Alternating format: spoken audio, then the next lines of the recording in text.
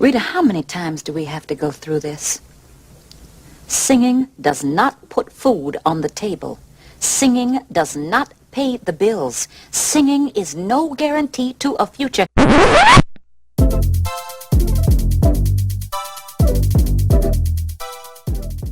Hello everybody and welcome back to my channel. This is Alyssa Harris with The Six Figure Singer, and today we're going to be talking about all of my income streams as a singer that I earned in 2023. I know we're halfway into 2024, but this information is going to be pertinent no matter what year that it is. You're always going to find some relevance in the information that I'm going to share with you guys today. I was really proud of myself after I did my taxes because I realized I made it through another year as a full-time performer. I feel very blessed. I feel very grateful to be able to do what I love for a living. It's not always easy. It's not always fun. Sometimes there are challenges, but at the end of the day, there's nothing I'd rather be doing. And I love to help all of my fellow singers out there do the same thing. So before we get started, I want you to go ahead and like this video. Make sure you hit the notification bell and subscribe so that you never miss an upload. So today I'm going to talk to you guys about how I made money in 2023 as a singer. The main 6 things that I did, the main 6 streams of singing income. We're going to go over all 6 of them, and I'm going to tell you how I did it, what I did, and how you can do it as well. So the first thing that I did to make money in 2023 as a singer is to perform on cruise ships with my headliner show. I've been doing this for about 6 years, and I've actually been in the cruise industry as a performer for over 10 years. I started as a production singer, I started as a band singer with a 10-piece band, like the party band vocalist, and then I was a production singer for a few contracts, and then eventually I created my own show and became a guest entertainer on board cruise ships, and that's what I've been doing ever since. I have my 2 shows that I perform, and they're themed. They're like a variety of different songs. It's cover material because when you go on those ships, you know, a lot of times the audience wants to hear music that is like top 40 or the music that people know and love, and they want it to be a theme. So some people will go on with a theme of like an 80s rock show or a Motown show or a Rat Pack jazz show, and my shows happen to be themed accordingly as well. And so that's what I did for the whole year again, and I did a lot of traveling last year off and on between living in New York and going on cruise ships for a few days, a few weeks at a time. And as a headliner, it definitely has its challenges as well, but I love this job. I love this income stream as a performer really because one, you get to be in control of your own show, and you get to, one, of course, pick the material. Of course, you get to pick what you want to wear, and to an extent, you can pick kind of what kind of gigs that you want to do, especially if you've been doing it a long time like I have. For people that are just getting started, I know it probably sounds like crazy, like what? You go on a cruise ship and perform for a few days and then you leave? Like, it's very in depth. Maybe I'll do another video on exactly how that particular gig works, but it's cool because yes, I'm contracted. I'm an independent contractor, self-employed still, and I use an agency who helps me book shows on cruise ships. So I'll go on board for, let's say, 5 days, and I'll do 1 night of shows. So that's usually 2 shows, but I'm contracted to do like 2 shows, or sometimes I'll have to do 4 shows. It just depends on what the cruise ship is requiring at the time. It typically happens when, as many of you may know, I'm sure a lot of you have either been on a cruise or you've considered working on a cruise as a performer. They have all types of entertainment, right? So they have big Broadway style production shows. They have soloists. They have an ice skating show on Royal Caribbean. They have a party band. They have all different kinds of things, a Latin band, a reggae band, and different types of entertainment, things that people can do on board during their cruise. But every now and then they've got extra days in the cruise where they need entertainment, they need supplemental entertainment, and they want something that is like a main attraction, so a headliner show. And that's when they call myself as a guest entertainer, someone who is, an established artist off of the cruise ships, out in the world, and has a show, a collection of songs, or a theme show, theme concert to go on board and perform for the guests. And again, like I said, it's a variety. People do different things for those for their shows on cruise ships. Like I said, my show is a variety. I also do a tribute show. I do a Diana Ross tribute show as well, and that's been really great. And so cruise ships are a cool way, of course, to make money, but also to travel. And it's a really fun way to kind of make money quickly, in a sense that if you do need money, if you want to stack up a couple stacks, a couple racks, it's a good way to just pop out and go do that real quick and then come back and like have a little nest egg. That's what I look at it as. I love the cruise ship gigs because I can kind of schedule them according to what my year looks like on my calendar. I could space it out. I could spread it out through the year, and I can sort of be flexible with it. Again, it has its ups and downs, it has pros and cons like anything else, of course. But if that's something that you're interested in, that's something that I help people with all the time, putting their show together for cruise ships. You can always reach out and ask me, but that is the number one stream of income that I had last year in 2023 as a performer. Okay, the second stream of income that I had as a singer in 2023 was to sing and perform at weddings and corporate events. Now, this is a big one. I just did a post about this over on my Instagram. If you're not following me on my Instagram, what are you doing? You gotta follow me over there because I post a lot of different reels and short form content. I mean, I'll post it a little bit on YouTube too, but make sure you follow me on Instagram. Weddings and corporates are great. They're a really great way for singers to earn money, especially on the weekends. These are usually bigger ticket gigs. I mean, you're going to probably look at around $400 to $500 range for a gig for these weddings and corporates, and sometimes even more. I've made a lot of money doing like corporate gigs because they have the money. It's not community funded, it's corporate funded. So they've got the funds. And so I think this is a great way for singers to make money. Before I came to New York, I lived in Austin, and I worked with a wedding band, a fabulous wedding band that has, of course, they book weddings all, throughout the Austin area.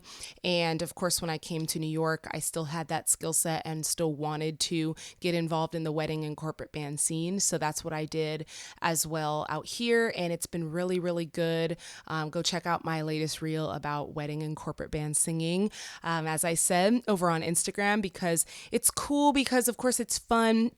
It's a special occasion. It's a celebration. You get to be there on these people's most memorable day of their life, right? The most expensive day of their life, right? And you get to learn a lot of new songs, which is what I really loved about being a wedding singer. Of course, I had a deep repertoire of music already, but being that, during weddings, a lot of times they will special request songs. I mean, they do it ahead of time, but there's special requesting songs, or the wedding band that you're in will have a set song list that they require all their singers to know.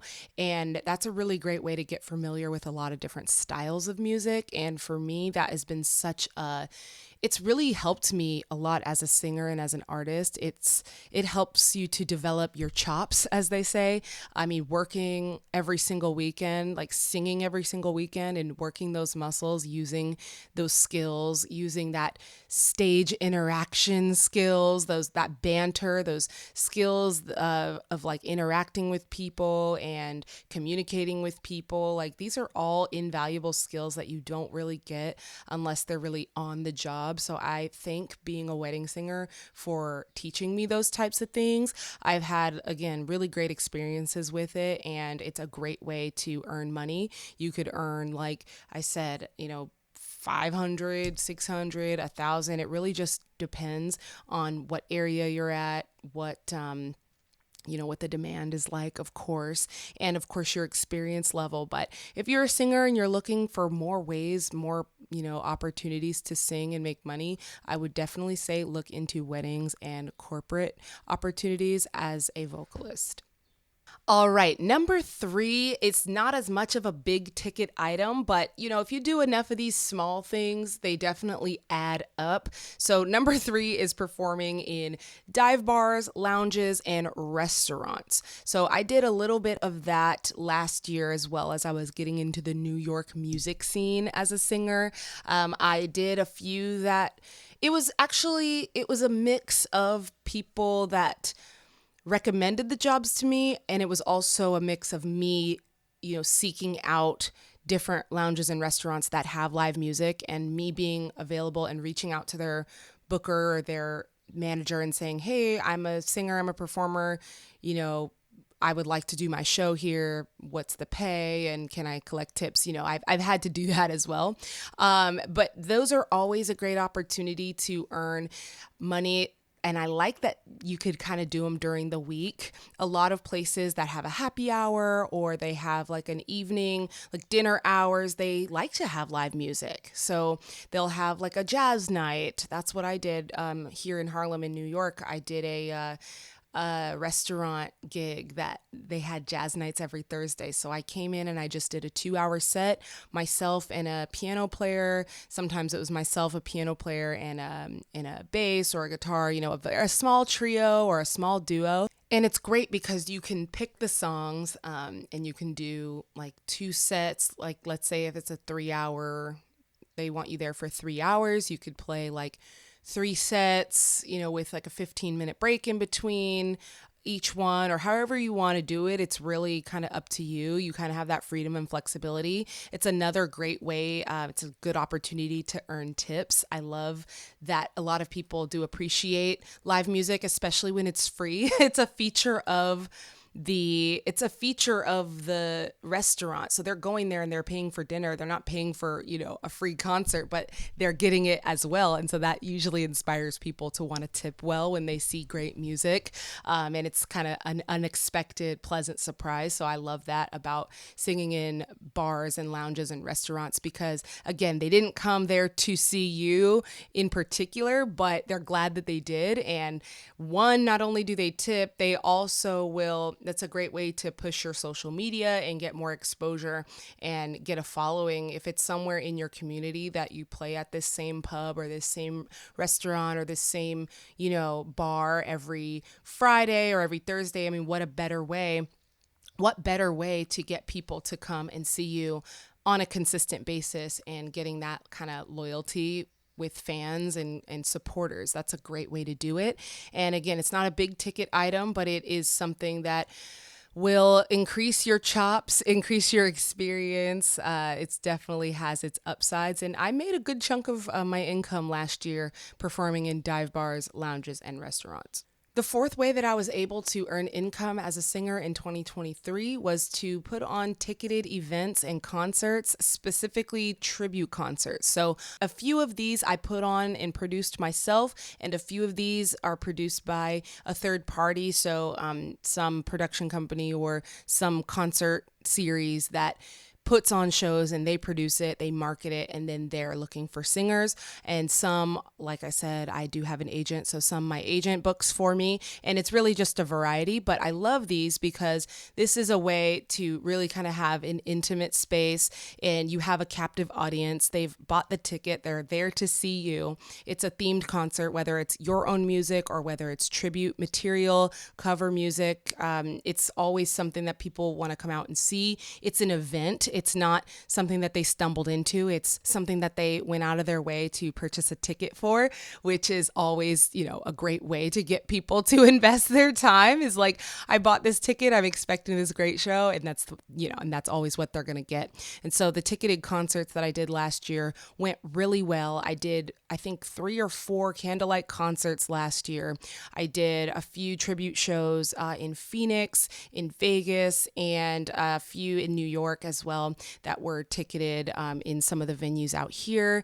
And again, I really just love like the way that it's a little bit more formal, and it's a way to make more money because you can set the ticket price. Of course, you can be reasonable about it and say, okay, what's an appropriate ticket price? Like, what do I think people will pay? And again, sometimes you don't have control over it because sometimes you're just contracted as a singer to put on this ticketed event, or you're just a part of the organization or a part of the project. But yes, ticketed events and concerts are a great way to make money. These ones are, I will admit, a little bit trickier if you don't have the machine behind you to help you market tickets. As I said, I've done both, to where one, I did have to sell a certain amount of tickets, and I've also been in the position where the company that I'm doing the show for, has their own marketing team, and they have their own network of people that they are going to promote the show to. So I don't have to necessarily worry about ticket sales. But in the best cases, you can make a really, really good amount of money doing ticketed shows and concerts. That's something I want to continue on with this year in 2024. I've already done a few so far, and I want to do a few more. I have some on the calendar this year. But as I build my network and continue writing and continue developing my tribute shows, I'm hoping that I can expand and do a lot more ticketed concerts, not just in my area, in my city, but also beyond in new cities, and continue earning money and expanding my network in that way.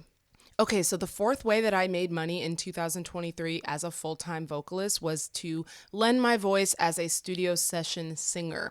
Now, I've done a little bit of this, sprinkled throughout my career. I know there are people that do this like full-time, like they are a background vocalist, for different artists' projects. So they'll go in the studio and they'll lay down vocals, or they'll be like the demo singer. And so I'm not as much in that world. I'm only in that world a fraction. And I used to do it a lot more, especially when I lived in LA. But now I just do it on the side when people need help with, background vocals, or they need like a female singer to do a certain part of their song, and they'll have me come into the recording studio and do it. That's a great way to freelance and a flexible way to make a little bit of extra money as a singer. You do kind of have to know people for this. A lot of these opportunities that I've gotten myself have just been through word of mouth, like through other artists that I know, that know me, that know my work and want my voice or my style on their project in the recording studio. And so I've been able to get these opportunities that way. But I know there are sites and resources out there. I could do a separate video about that. That's a good idea. I do have a video about tips for the recording studio. If you guys want to check that out, I will link it as well below. But kind of finding these opportunities may be a little bit more few and far between. I did a few from home last year, and I did a few where I actually went into the studio to record those projects. So that just depends. It is kind of convenient when you can do it from home. I absolutely love that. But of course, being in the studio is another great experience. And as a singer, that's a really valuable thing that you have. I mean, forget all the great parts of being a solo artist and the headliner and the main singer. I mean, that's all great, but imagine how many opportunities are out there for background singers to support, the project of someone else who is the soloist, right? Or the solo artist, the main artist, and they need background vocals, they need harmonies, they need something else. I mean, get creative with it. This is a great way to get creative with it. And this was a way that I earned money last year. Okay, last but not least, well, maybe it is least because this is probably like the least income earning, but it still counts. Okay, it's still a stream of income. Speaking of stream, it's streaming, right? I have music on Spotify and all the streaming platforms, and I earn a little bit of money from that when people listen, when people stream my music, when people play my music, when people use it on their reels and on their TikToks and so on and so forth. I make a little bit of coinage doing that, and that's another great way that's like out of sight, out of mind. Again, it's not a lot of money, but I mean, when you think about how much money it is to put into a recording project, like to record your own music and produce it and distribute it and all that, it's kind of like getting a little bit of that money back. I mean, not really, but that's what helps me sleep at night. No, I mean, I collect a little bit of income stream from people listening to my music, and that's another way that I earned money last year. And in addition to that, I'm gonna lump this in with this last income stream. Number 6 is selling merch, because at my shows I sell CDs.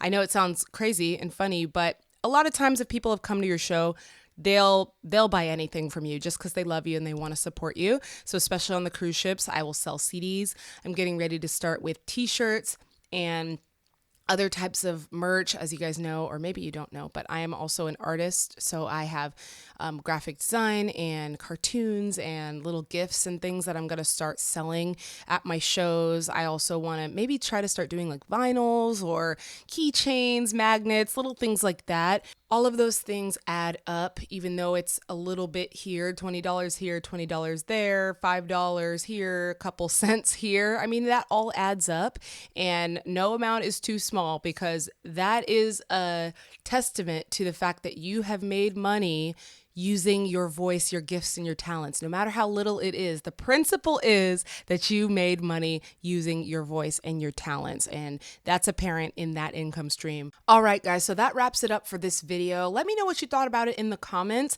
Let me know if you're a singer and you've done any of these income streams this year or last year to earn income as a full-time performer or vocalist. Are you full-time? Are you part-time?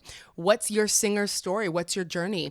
Let me know. On the contrary, if you're a singer or you're aspiring and you listen to that and you're like, I don't even know where to start, don't worry, because that's something I can help you with. Guys, I'm a vocal coach, I'm a career coach, and I help singers with this kind of stuff all the time. So if you got questions, do not hesitate to reach out to me. Follow me on social media. Check out my website. All of those links are going to be below in the description box, because I love to help singers and I want to help you on your journey. Thanks so much for watching this video, and I will catch up with you all in the next one.